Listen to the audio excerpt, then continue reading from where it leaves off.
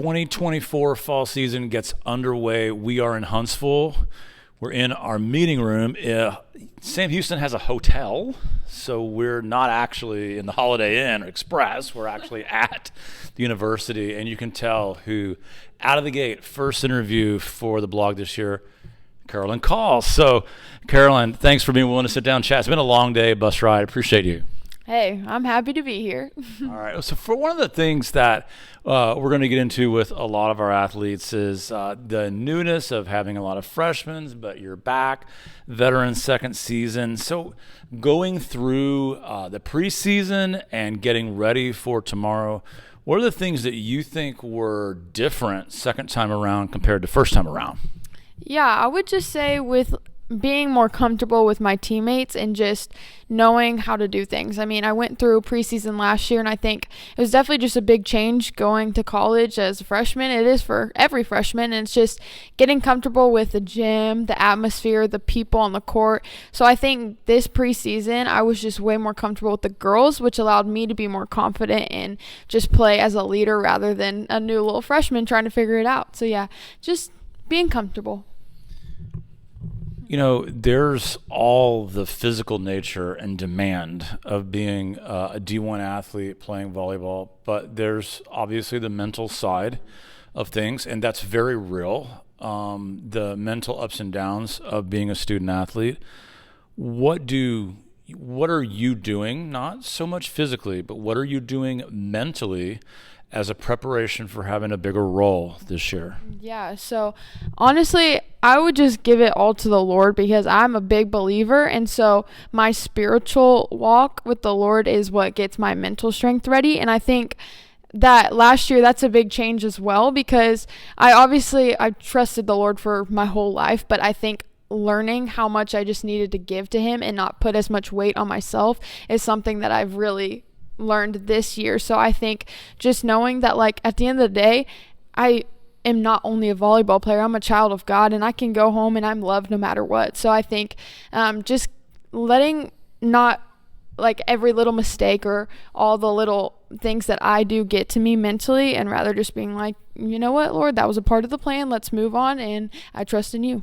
So there's as you see skills emerge in players through years, they come up in different bunches. And for you, one of the things that you really impressed me on last year was ball control.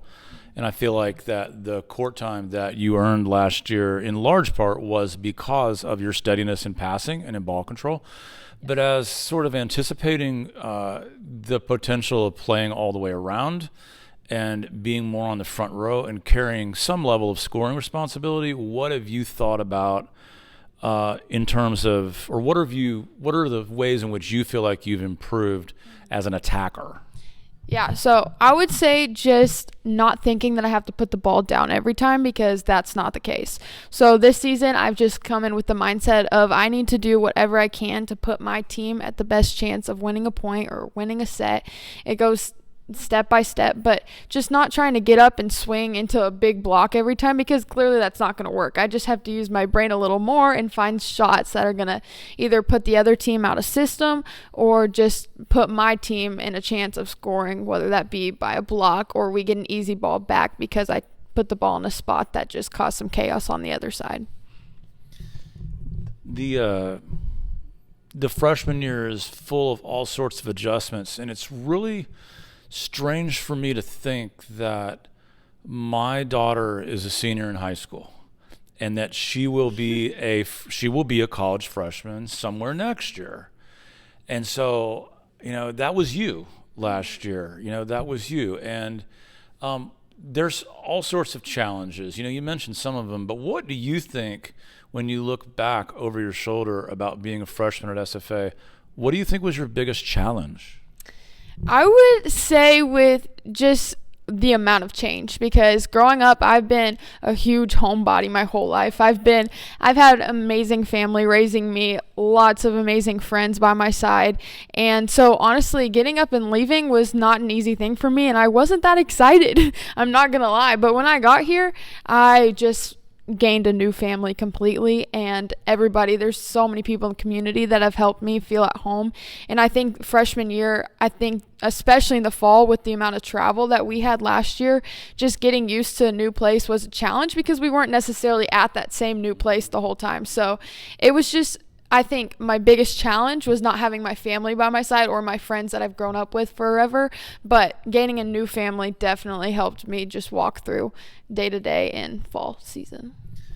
Let's talk about your family a little bit, because it's impressive, and what some of you may not be aware of, but I'm very willing to share, is that Caroline is actually from and lived about a mile from where my mom lives. We realized that early in the fall, that with Caroline going to Birdville, my mom lives in North Richland Hills. And at one point last year, we had a social function at your home, and your parents were extremely gracious to invite members of my family, my mom of which was able to attend. So let's talk a little bit about I'm not leaving your dad out, but I do, but he'll forgive me. But I want to talk about the impact of knowing that your mom was a volleyball player, and a volleyball player for Stephen F. Austin, and that, what's the number one thing you took from that? Like, what's the number one advantage you feel like you had having a mom who's done a little bit of this? So actually it's really cool, but the story behind it is a little bit different because my mom came here, I struggled for a little bit with wanting to come here because I wanted to take a different path and just make my own way in life. And I soon learned and heard lots of stories from my mom and heard about the coaches and just the experiences she had. And I knew that I just needed to put myself to the side and realize that this is the place for me and that I can make a new path by myself. But my mom is amazing, not only just like what she's done here at the school volleyball wise, but she was also my coach growing up at home too. Since I started playing club at 11, she was my assistant coach. And so 11s through 18s, we had a lot of time working on volleyball stuff together. But what I've realized like over the years is that my favorite thing that we experienced through volleyball is learning the difference between a coach and a mom. And she did an amazing job of teaching me volleyball, but also when we get in the car after a long day, say I didn't perform the best, she would switch into mom mode and we would just drop it and move on. And we had to battle through that in 11s and 12s because I was like, I get in the car and I get lectured because I did this and this and this, and we worked through it. But it showed me that like she's not just an amazing athlete, and she hasn't just done things here as an athlete, as a volleyball player, but she's also made this community better, and she continues to when she comes back and cheers and supports. You'll always hear my mama in the stands.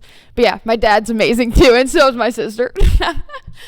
You know, what you said about carving out your own path is like, that's super resonant. I didn't realize that you and I actually have that in common, in that basically all of my family traces back to Waco and went to Baylor, and I grew up on the Baylor campus and with green and gold all throughout my house. Like, I saw all the UT and the SFA stuff at your house. And same way, I went all through my upper grades in high school thinking, I'm not going to go to Baylor. And you mentioned the influence of your faith, and that was a God thing for me too, is what I wound up at Baylor, frankly, as a second choice, and just wound up loving it and realized that was a place for me to plant myself.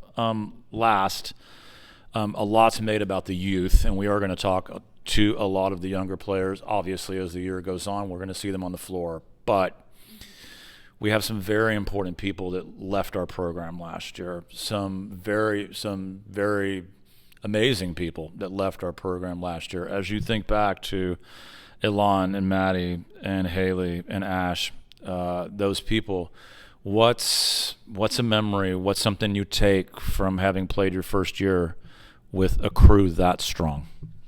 Yeah, it's crazy. You get me talking about them and it gets a little emotional because honestly the seniors last year were some of my best friends on the team and taught me so much. But I would say the most important thing that they probably taught me was how to have fun in whatever I was doing. They were big about having fun and laughing and just finding the joy in things, and I really loved that, and I want to lead with that same example these upcoming years to the young girls, because it is supposed to be fun. It's a fun sport, and sometimes you can put a little too much pressure on yourself, and everybody does it with coaching, but we just need to realize to have fun and to love what we're doing, because we are very blessed to have the experiences we do get to have. But yeah, so Haley Hong and Maddie Bork and Ashley, they were honestly probably my three closest, just because we have more similar personalities, I'd say.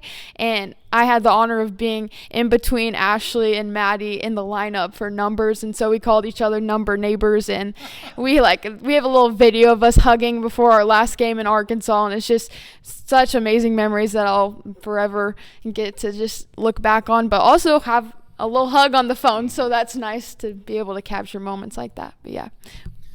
Caroline Kahle, sophomore outside hitter now, and a steadying presence on the floor, but also someone who steadies souls and minds around her, and I actually admire that a lot in you.